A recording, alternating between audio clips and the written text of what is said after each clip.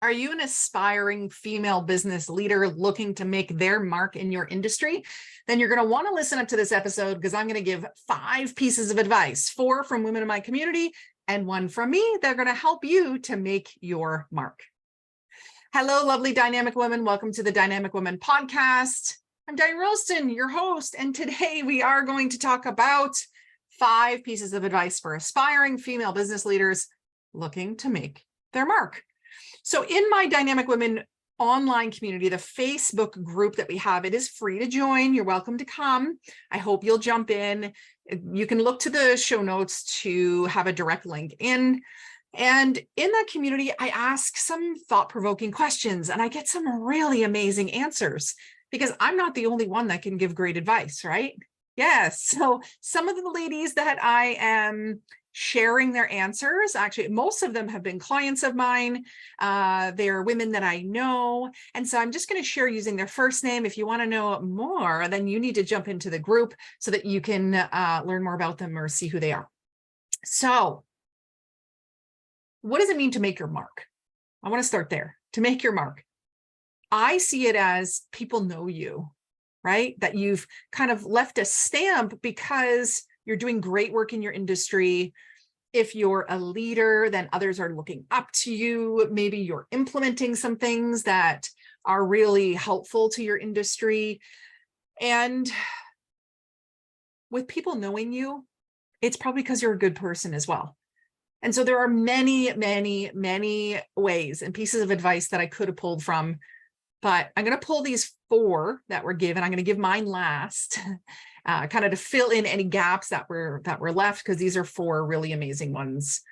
So I hope as you listen that you're thinking about, okay, how can I implement this? Am I currently doing this? Where can I do better at this? And then get a little bit of a game plan going on so that you can leave your mark in your industry and just be the female business leader that you're looking to be. So the first one comes from Cathy. She says, be intentional to reach your goals that you set each day, week, month, and follow through. And if you get stuck, ask for help. There's a lot of good help and advice out there. Wonderful advice there, Cathy. So I'm going to now talk through a little bit more about what I see here. So when she says, be intentional to reach your goals that you set, I first want to say, like, around the setting goals, we all know that we need to be setting goals. And have you, though, set goals that are smarter goals? Are they specific, measurable, attainable, realistic, timely? And then the ER, are you evaluating and reviewing or resetting those goals? We all know this, but are we actually implementing it? I think that's the key thing. And so when you set it for day, week, and month, the cool thing is you actually can break it down into smaller pieces. So it feels more manageable. You feel more confident that you can actually achieve it, which is kind of a big deal because a lot of times our mindset's going to mess with us and say, this is too big, I can't do it, or you start procrastinating. But when you break it down into daily goals, you can see, okay, I'm meant to read 10 pages of this or watch 1 video. And the next day, if you haven't done it, then now you know you have 2 videos to watch, or you have 10 extra pages. Now you have 20 pages to do, right? And so you're going to see when you don't reach that goal and how every day that you don't do something towards it, it compounds and makes you even busier. So a way to make sure this is happening is to have some accountability. So Cathy says, if you get stuck, ask for help. There's a lot of good help and advice out there. There are, but having some accountability set from the beginning is really helpful. So for me, I'm going on a health journey. You may have heard me talk about this before, but I wasn't fully ready, and I've been ready now. So when I was like, okay, I want to be healthier, I want to drop some weight to make my knee function better because of less inflammation, less weight that it's carrying around. I knew what to do. But was I being accountable to that? No, not at all. And oftentimes we're not accountable to ourselves.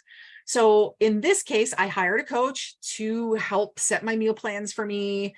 She checks my accountability because I have to log every single meal, every single amount of food that I'm eating. Am I making progress? Oh, yes. If you want to talk about that separate, just message me. Happy to share more about her. And then marking milestones. So celebrating okay, I'm here at this point, I'm here at this point, I'm here at this point. So have some sort of way to celebrate those milestones and then make adjustments as you go. So having coaches, having a group that you do this with, having an accountability partner is going to be really helpful. And actually, I have multiple coaches. So I've a few coaches, one for, I have a counselor for my life. I have a coach for my life. I have a business advisor for my foundational business. I have a marketing strategist coach, and I have a marketing speaking business coach. So it's not like you reach a certain level of success, you don't have coaches anymore. No, you just have more of them. And that's the thing.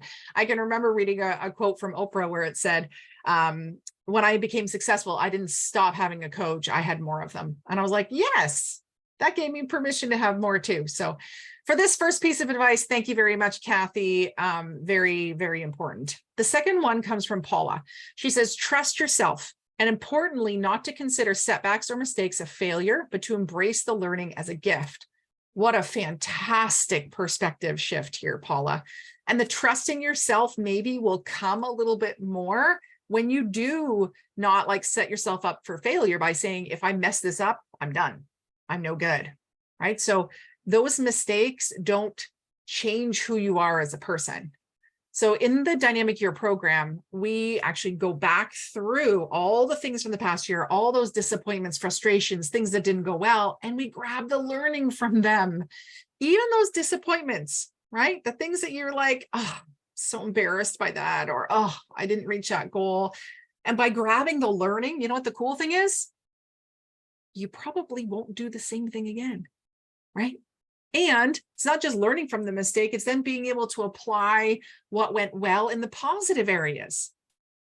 And so if you look and go, wow, I did these amazing things and this was my learning, like I work well with a team, or I do better when I have accountability, or I really enjoy having a beautiful spreadsheet with colors in it. That helps me to do better. So learning, as Paula said, from the mistakes, the setbacks, and also learning from the positive things. So if you don't have yourself a Dynamic Year journal yet, I encourage you to do so.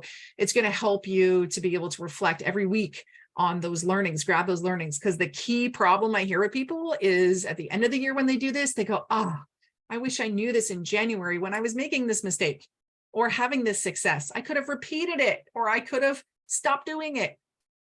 So yes, trust yourself, but most importantly, the whole piece around just like letting the things that don't go your way be okay.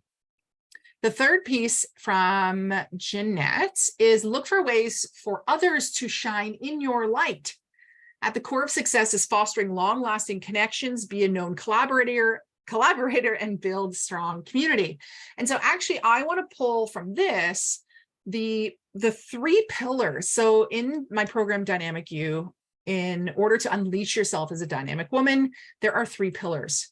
And no, sorry, there are 9 pillars, but Jeanette actually pulls out 3 of them: shine, collaborate, and connect. So let's look at each piece. So she says, look for ways for others to shine in your light. So that means that you yourself are shining. And so I speak of this shining piece as like you're the lighthouse, right? You're the beacon. You are calling people in. And when people see that you're shining, they want to be in your presence because you're positive, you're uplifting, you're energetic, right? And I'm sure you know when you're in those moments with people. So when you shine, and then you look for ways to others to shine in that moment, that's empowerment. That's empowering others. And that is a great, great way of building kind of a fan base around you of great connections who, when they go up and you go up and they go up, and it's just amazing, right? It's like if you're on a sports team and you support another player to do well, like rather than always taking the ball in soccer and like shooting yourself, you pass to someone else. Your ability there to pass that off and have them score, they're going to be forever grateful that you gave them a good pass, right? So it's the same in business. If you want to make your mark, it's not making your mark by yourself. It's bringing a group with you. And that comes into that next piece around long-lasting connections, right? At the core of success is fostering long-lasting connections. And there are so many ways to connect and have connections with others, but at the heart of it, I really think it's around vulnerability, authenticity, and being in alignment with your values and your core competencies. Then you're going to build these strong connections with people because you're being real and hopefully they're being real, right? And so I love that piece, Jeanette. Thank you for that. And the last one is collaborating. So in the Dynamic You program, we talk about 16 different ways to collaborate. You may be like, how do you even have 16? If you have the book, great. You're going to be able to look it up. We'll put in the show notes the link for this and the Dynamic Year Journal so that you can have those if you want to go pick those up.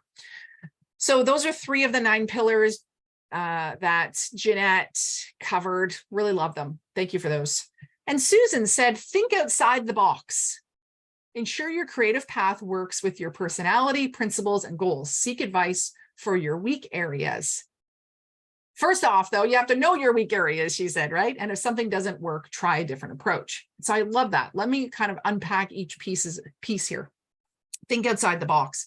You know, there are so many people that just kind of repeat what others have said, or worse, all their ideas are coming from Chat GPT. And, you know, it's a great research tool, but if you want to think outside the box, you got to come up with something really unique. And so when Susan says try a different approach, that's also perspective work, right? That's the R in smarter, like, right? We evaluate and then we like redo it, or we reset. So if, okay, this isn't working, no problem. Let's go and try this way. The one thing that I want to speak on next is she says, ensure your creative path works with your personality, principles, and goals. So that's kind of coming back into the connection piece around being authentic to yourself. And your personality, principles, and goals, if you can continue to be in that way, you'll be in alignment and you'll have energy. We don't want dissonance, we want resonance, right? And you're going to make your mark because you're going to be so passionate about what you're doing, and people are going to feel that kind of oozing out of you in a positive way. And then the last piece is seek advice for your weak areas. And of course, first you need to know your weak areas. So that's something that I do to know my weak areas is called the 360 feedback survey. So I have a bunch of questions that I send out to people I trust. Now, it might be people I know really well, might be people I don't know as well, but I still trust their opinion.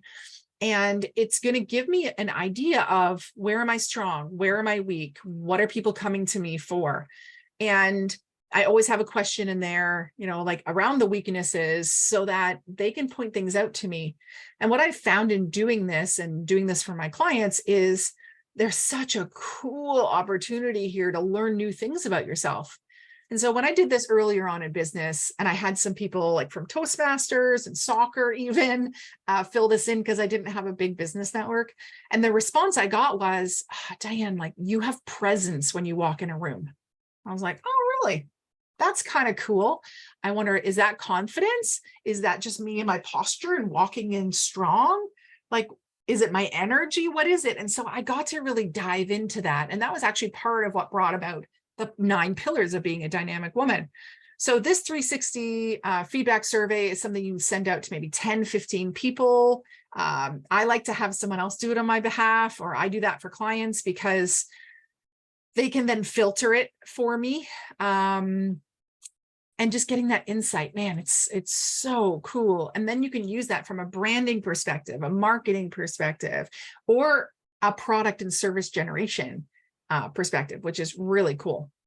So thank you, Susan, for all of your answers there. And thank you again to Cathy, Paula, and Jeanette. Now I'm going to give my advice. Yay!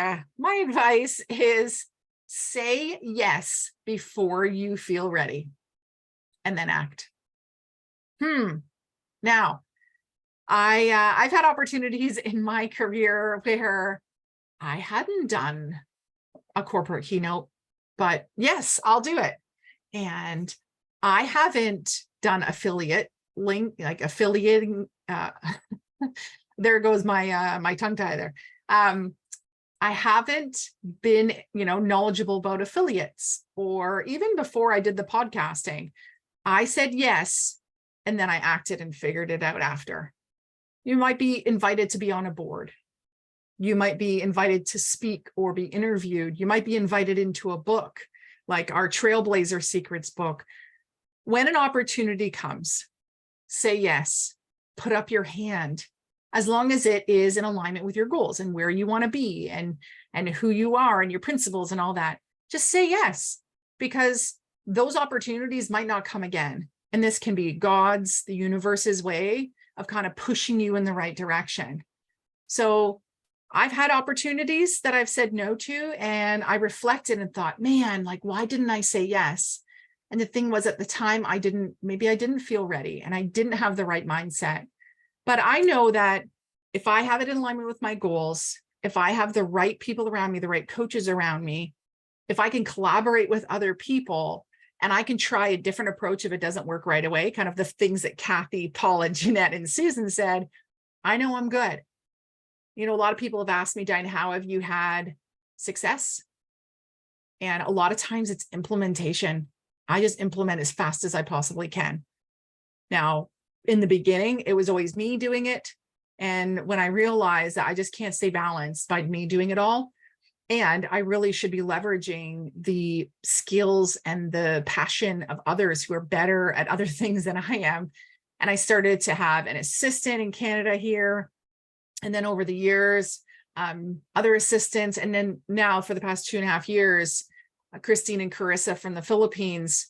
Man, it's so much easier for me to say yes, because I don't think about how am I going to do it. I've got people that I know can support me. If you want to talk about the VA stuff, shoot me a message. Happy to talk about how that can work, because I do have a team now of 17 virtual assistants that can support you. So which of these 5 pieces of advice are you most excited about? Which of the pieces, maybe you like, oh, I know that, but I'm not actually doing it. Yeah. So I encourage you to just take one piece of this episode. Make sure that you save it, download it, whatever you need to do, so that once you've successfully put that one piece into play, you listen again and you pull in another piece, and then listen again and pull in another piece. And by the end of it, you know, I say there's 5 pieces of advice, but each one actually has multiple pieces of advice. And advice is only worth something when you actually put it into play for yourself. So once you do, let me know how it goes. I'd love to hear that. And so as I wrap up here, again, jump into my Dynamic Women community, online community, if you haven't yet, as well as hit subscribe and share with a friend, right? We want lots of female business leaders. We don't want just us. We want many, and we want to carry more forward with us, right? Do you agree? Amazing. Until next time, everyone, stay dynamic. Bye.